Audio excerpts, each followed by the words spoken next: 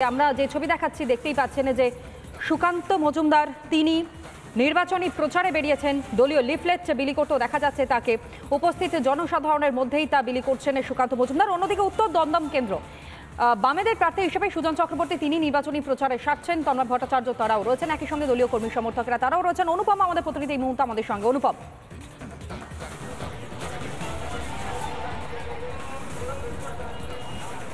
একদমই তাই। দেখো, রবিবাসরীয় প্রচার শুরু করে দিয়েছেন সিপিআইএম প্রার্থী সুজন চক্রবর্তী। এই মুহূর্তে উত্তর দমদম পুরসভার কাছেই রয়েছেন, জনসংযোগ করছেন, কথা বলছেন সাধারণ মানুষের সাথে, বোঝার চেষ্টা করছেন এই অঞ্চলে দীর্ঘ সময় ধরে তৃণমূল কংগ্রেসের হয়ে জিতে আসছেন সৌগত রায়। স্বাভাবিকভাবে অনেকটা সময় পাবেন সুজন চক্রবর্তীরা, কারণ 1 তারিখে ভোট। স্বাভাবিকভাবে 1 এপ্রিলের এই ভোটে আগে একটা লম্বা সময় সুজন চক্রবর্তীর হাতে। স্বাভাবিকভাবে তিনি জনসংযোগ চালাচ্ছেন। আমি সুজনদার সাথে আরো একবার একটু প্রতিক্রিয়া নেব। সুজনদা, একটা লম্বা সময় পাচ্ছেন, 1 তারিখে ভোট, প্রচার কি আরো লম্বা করতে পারবেন? দেখুন, নির্বাচন এমন একটা লড়াই, তো মানুষের জীবনটাই লড়াই। নির্বাচন একটা গুরুত্বপূর্ণ লড়াই। সেই গুরুত্বপূর্ণ লড়াইতে সব ধরনের প্রচেষ্টাই করা উচিত মানুষকে বাঁচানোর জন্য। টাইম 1 জুন, ফলে একটু বেশি সময় আছে। মানুষের সঙ্গে সম্পর্ক, যদিও আমার এমনিতেই এখানকার মানুষের সঙ্গে যোগাযোগ আছে, তার সাথে আরেকবার যোগাযোগ পুনঃস্থাপন দেখা দিয়ে আসার সুযোগ তো পাবো বটেই। আপনি যাদের সাথে কথা বললেন, আমরা দেখলাম অটো চালক, রিক্সা চালক, কর্মসংস্থান নিয়ে মানুষের একটা অভাব, অভিযোগের কথা মানুষ আপনাকে বলছে। খুব বিপদের মধ্যে আছে। আমি রাস্তায় যাতায়াতের পথে বেশ কয়েকজন বললো, দাদা আমি তৃণমূল করতাম, কেউ কয়েকজন বললো আমি বিজেপি করতাম, বহু মানুষ বললো আমরা সিপিএম করতাম বা সিপিএম করি। কে কোন দল করে না বড় কথা না, মানুষ সব বুঝতে পারছে তৃণমূল পুরনো রাজনৈতিক লোকেদের জায়গা নয়। তৃণমূলকে বাঁচিয়ে রেখেছে, টিকিয়ে রেখেছে বিজেপি। মোদিজির পায়ে পড়ে তৃণমূলের পিসি ভাইপো টিকে আছে। কেউ বোঝে না, সব মানুষ বোঝে। গরিব মানুষের মনোভাব দেখছেন, বলছে আর পারছি না, সহ্য করতে পারছি না। শান্তিপূর্ণ ভোট হবে দমদমে, কারণ তন্ময়দার অভিজ্ঞতা অত্যন্ত খারাপ। দেখুন, শান্তিপূর্ণ ভোট হবে, এটাই আমাদের কনস্টিটিউশন, এটাই আমাদের মনোভাব, এটাই আমাদের লড়াই। মানুষ নিজের ভোট নিজে দেবে। তন্ময়দা, মার পাল্টা মার হবে, কারণ আপনার হাত কেটেছিল বিধানসভা নির্বাচনে, আমরা দেখেছিলাম রক্তাক্ত হয়েছিলেন আপনি। আমি একটু আগেই বলেছি যে মাননীয় সাংসদ, আপনি পালে পালে কুত্তা পাঠান, আপনার সেই কুত্তারা বুঝে যাবে যে দমদম কেন্দ্রে সিপিআইএম মানে কি। আর এটা উত্তর দমদম। থাকো অনুপম, আমি একটু বালুরঘাটের দিকেও নজর রাখবো। রিপন আমাদের সঙ্গে রয়েছে সুকান্ত মজুমদার, তিনি নির্বাচনী প্রচারে সারছেন সেখানে। রিপন,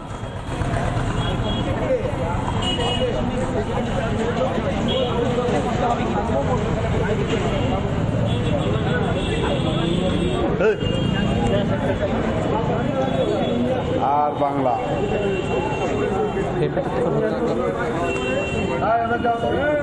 আমরা বারংবার রিপনের সঙ্গে যোগাযোগ করবার চেষ্টা করছি, কিন্তু যে ছবি দেখতে পাচ্ছেন বালুরঘাটে, সেখানে রবিবার সকাল সকাল একবারে নির্বাচনী প্রচারের স্বার্থে দেখা যাচ্ছে বিজেপির প্রার্থী সুকান্ত মজুমদারকে। অন্যদিকে যাদবপুর কেন্দ্রের ছবিটাও আপনাদের সামনে আমরা তুলে ধরছি, যেখানে শাইনি ঘোষ তিনি নির্বাচনী প্রচারে সেরেছেন।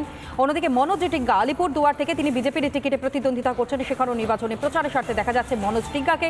আর সুদীপ আমাদের প্রতিনিধি এই মুহূর্তে আমাদের সঙ্গে সরাসরি রয়েছে। নির্বাচনী প্রচার এবং একই সঙ্গে মানুষের সঙ্গে জনসংযোগ কিভাবে চলছে আজ সেখানে আলিপুর দুয়ারে?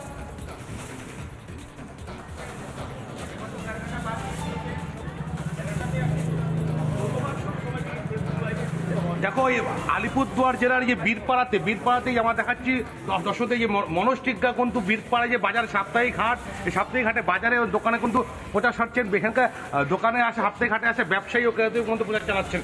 মনোজের সঙ্গে আমরা একটু কথা বলবো, একটু কথা বলার চেষ্টা করবো। এখানকার যে যত ব্যবসায়ী রয়েছে এবং সাপ্তাহিক হাটে অনেক দূর দূরান্ত থেকে ক্রেতা বিক্রেতারা আসে, তাদের সঙ্গে কথা বলছেন।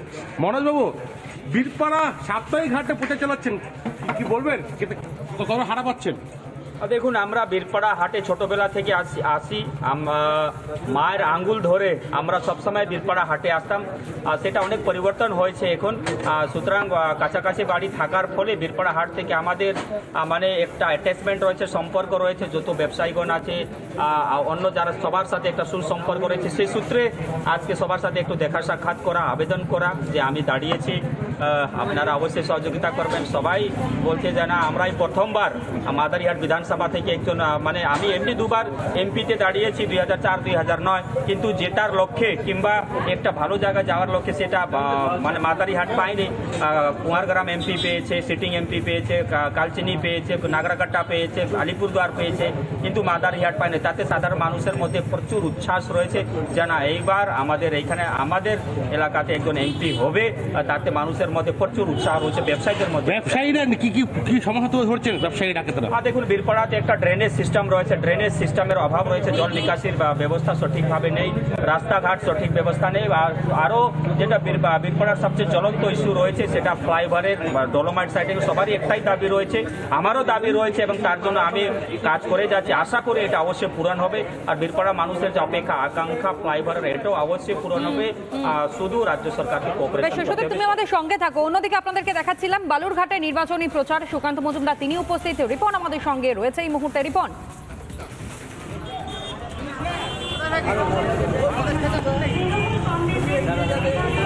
দেখো এই মুহূর্তে কিন্তু বালুরঘাটের বিশেষ বাড়িতে সুকান্ত মজুমদার তিনি চা খেলেন এবং সাধারণ মানুষের সঙ্গে কথা বলছেন। এই মুহূর্তে সেই ছবি বালুরঘাট বিশ্বাস পাড়ার যে সেই ছবি, এবং পথচারী যারা মানুষ যাচ্ছেন তাদের সঙ্গে চেষ্টা করছেন। সুকান্ত দা, মানুষ যাচ্ছেন, আপনি প্রচার সারছেন, এরপরে কি কি কর্মসূচি রয়েছে? দেখুন, এরপরে আমরা তিওরে ভারত সেবাশ্রম সঙ্গে যাব 12:30 নাগাদ। সেখানে তিওরের আশ্রমের বার্ষিক উৎসব আছে, সেই বার্ষিক উৎসবে তিওর আশ্রমে যাব। তারপরে আমাদের বুনিয়াদপুর এবং বিভিন্ন বিধানসভায় মানুষের সাথে জনসংযোগ। আমরা মানুষের কাছে থাকার জন্য, মানুষের সাথে থাকার জন্য, সবসময় মানুষের সাথে থাকার জন্য মানুষের সাথে জনসংযোগের ব্যস্ত আছি, মানুষের আশীর্বাদ চাইছি। আজকে বাঁকুড়ার যিনি প্রার্থী রয়েছেন অরূপ চক্রবর্তী, তিনি বলছেন যে সন্দেশখালী গোটা কি বলবেন? দেখুন, এরা তো সন্দেশখালী করে ভোট করতে চায়। তো মনে রাখবেন, সন্দেশখালী শেখ শাহজাহান এখন ইডির হাতে। ইডি আবার গতকাল আলমগীরকেও অ্যারেস্ট করেছে। 14 জন টোটাল অ্যারেস্ট হয়েছে। তো যারা সন্দেশখালী ঘটাবে তাদেরকে কেন্দ্রীয় বাহিনী এবং সিবিআই ইডি ধরবে, এই কথা বলে গেলাম। তানলাঙ্গার বিধায়ক, যিনি বিধায়কই থাকবেন, সাংসদ আর হবেন না, তার যদি মনে হয় জেলে কাটাবেন তো জেলে কাটাবেন, অসুবিধা কি আছে, আমরা জেলে রাখবো। তিনি আরও বলছেন যে বিজেপি যারা রয়েছে তাদেরকে সাবধান করে দিতে, এবং বেশি বাড়াবাড়ি করলে তাদের মুশকিল আছে। এখন বিজেপি বাড়াবাড়ি করে না, বিজেপি জনগণের আশীর্বাদ নিয়ে ক্ষমতায় আসে, বারবার আসে। ওনাকে আমি সাবধান করে দিচ্ছি, 300-র বেশি, 370-এর বেশি সিট নিয়ে এনডিএ 400 সিট নিয়ে ক্ষমতায় আসবে। কেন্দ্র সরকারটা কিন্তু বিজেপির থাকবে, সেটা যেন ওনার মাথায় থাকে। রাজ্য জুড়ে কি ফলাফল আশা করছেন? সে তো যে সার্ভেগুলো হচ্ছে তাতেই তো দেখা যাচ্ছে। 26-27 অবধি পৌঁছে গেছি। এরপরে মোদিজি নামবে, 4টে সভা হয়েছে সবে মোদিজি, তাতেই 27। এরপরে যখন 4টে 8টা হয়ে যাবে তখন কোথায় পৌঁছাই দেখুন। একেবারেই তাই। তনিয়া, দেখো এই মুহূর্তে কিন্তু তিনি আমাদের সঙ্গে এক কথা বলতে গেলে একবারে জ্বলন্ত যে ইস্যুগুলো সেগুলোই কিন্তু আরো একবার এই প্রচারের মধ্য দিয়ে মানুষের সামনে তুলে ধরবার চেষ্টা করছেন সুকান্ত মজুমদার। তুমি আমাদের সঙ্গে থাকো। অন্যদিকে যেমনটা আপনাদেরকে আমরা দেখাচ্ছিলাম, সায়নী ঘোষ এবং সৃজন ভট্টাচার্য তারাও কিন্তু নির্বাচনী প্রচারে সারছেন আজ রবিবার, এবং রবিবারের সকালেই যাদবপুর কেন্দ্রের একদিকে সিপিএম এর প্রার্থী, অন্যদিকে তৃণমূল কংগ্রেসের প্রার্থী, তারা নির্বাচনী প্রচারে সারছেন এবং 1 ইঞ্চিও জমি ছাড়তে তারা নারাজ। কি বলছেন তারা, শোনাই একবার। মানুষের রুজি রুটির যে প্রশ্নগুলো, রুটি কাপড়া মাকান কা মুদ্দা, রাজনীতিবিদদের কাজ মন্দির মসজিদ করাও নয়, রাজনীতিবিদদের কাজ খেলা মেলা উৎসবও করা নয়। কৃত অর্থে মানুষের পাশে থাকা 365 দিন, এই সবটা তৃণমূলের কাজ। বামফ্রন্ট খেলা মেলা মানুষের পাশে থাকা না করে শূন্যতে এসে ঠেকেছেন, এরপরে মাইনাসে যাবে।